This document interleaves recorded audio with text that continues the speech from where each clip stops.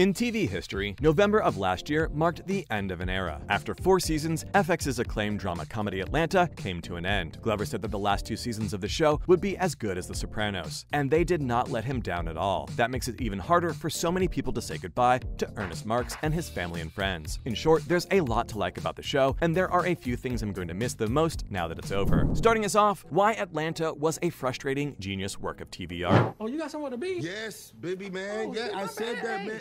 I didn't know. My bad. Hey, no big deal, baby. Hey. No big deal. You should have said that. Atlanta, which will air its final episode on November 10th on FX, is going out as a deeply strong and well-made show. And if it doesn't feel as important as it did when it first started, that's fine too. This point needs to be made clear, because I don't mean to put down the work of Donald Glover, who is the main creative force behind the show, or of other people who work with him, like frequent director Hiro Murai. But in the years since Atlanta first aired in 2016, and especially in the years between when it went off the air in 2018 and when it came back earlier this year, a lot has changed.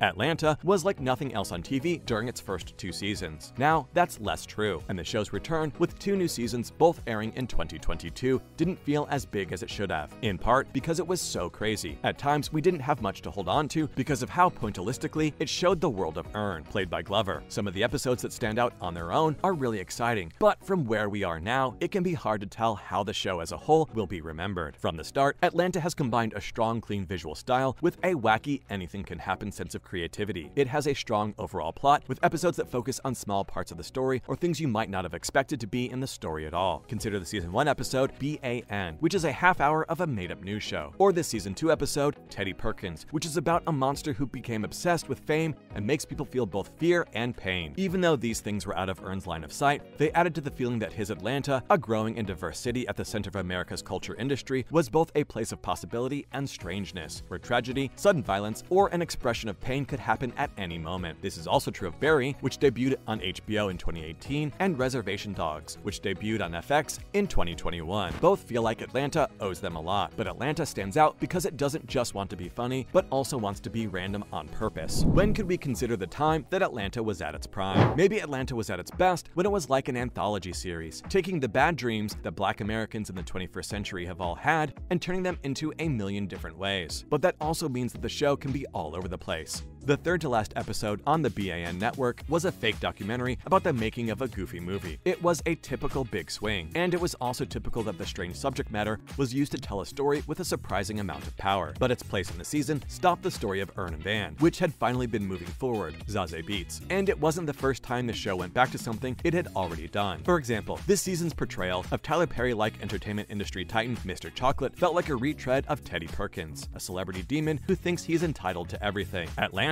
was sometimes frustrating, and the more you liked it, the more you missed it, even though it wasn't over yet. This was true during the years it wasn't on, when there were more stories to come, and it was true in 2022, when its place in the culture seemed to have changed. When Atlanta was at the height of its popularity, it was at the center of TV talk and looked good there. Glover and his whole team deserve credit for being creatively honest because they always made choices that moved it further to the left. Criticizing its different choices seems to miss the point in the end. Even though we as viewers can't be sure, Atlanta seems more than most shows to be exactly what its creators wanted to make, both in its skill and in the times when it goes too far. It zigzagged and zagged, went off on tangents, and took us away from the character who should have been the focus. This was like how people think. Even though it made me angry, Atlanta showed me a new way to look at and feel this kind of art. And if that success ends up being a side story when the history of this time in television is written, well, Atlanta was great at telling stories that could stand on their own. Next, we talk about things I'll miss most about Donald Glover's FX show. Atlanta's anthology-style storytelling made the program unique. Like other scripted TV shows, Atlanta has a main storyline. For example, Alfred's journey in the music business and Earn and Van's relationship are both important parts of the story. The show is different though, because it doesn't have story arcs. In most episodes, one or more of the characters are put in situations they haven't been in before. Others don't have anything to do with them at all, and instead focus on other people who live in this universe. There were a lot of great episodes like that in Season 3. This way of telling stories is really what makes the show stand out, and it does a lot for fans. Every week, viewers could expect to see something completely different. different from what they had seen before. It's almost like the show is made up of short stories with the same characters instead of a series of episodes that tell a single story. It's not often that you can say that each episode of a TV show can be watched on its own. One of the things I've liked and will remember fondly is how creatively spontaneous people can be. The characters of Atlanta will collectively leave a void.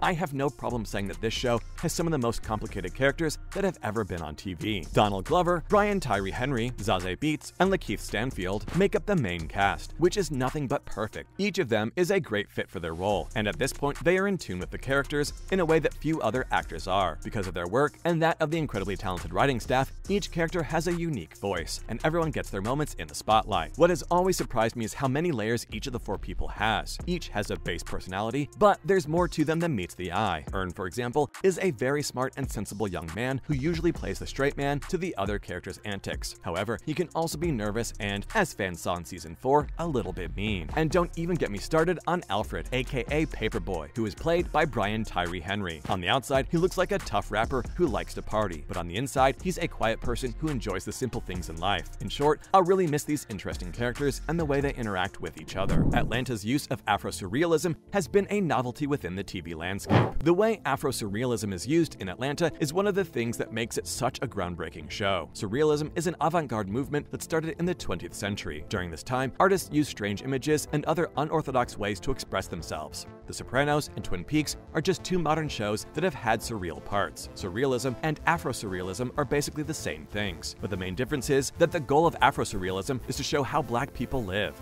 This has been done in a great way by Donald Glover's show. There are so many strange things that could be said about the show, whether it's Marcus Miles' invisible car, Justin Bieber's race-bent behavior, or the infamous Teddy Perkins. The series has done a great job. Some people might have found these items too strange, but I found them very refreshing. African-American characters don't usually find themselves in such strange situations, especially not on a popular TV show. I'm sad that Atlanta won't be making any more of it, but I hope that it will inspire other creative people to do the same in the future. Atlanta will be remembered for its social commentary. It was good.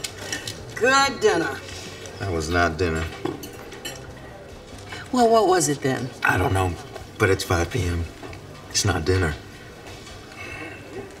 I mean, we can't talk about Atlanta without talking about how insightful it has been about society over the last 4 seasons. In all honesty, there are too many ways to keep track of all the smart and creative ways it has shed light on things. One of the best examples of this was season 1's BAN, which was directed by Donald Glover and won him an Emmy. Some of the things that have been talked about are police brutality, how wealth is passed down from generation to generation, family problems, and mental health. Even the relationship between African Americans and the TV and movie business has been talked about on the show. Season 4 made good points about how long Black musicians can stay popular. There are in fact a lot of shows on TV today that try to make a social or political point, though the FX drama comedy has always done this in a way that feels natural and not forced. This comes down to Donald Glover and his team believing that the audience will understand what they are trying to say. One can't help but like a show that doesn't talk down to its audience and is always willing to tell the truth. It would be an understatement to say that Atlanta has left an indelible mark on the world of TV. There's nothing else like it, and once it's over, there probably won't be anything else like it either. Even though I'm sad it's over, I'm glad we had it, and whenever I think about all it's given us, I'll remember it with a smile. And that's all for today. Till next time, cheers!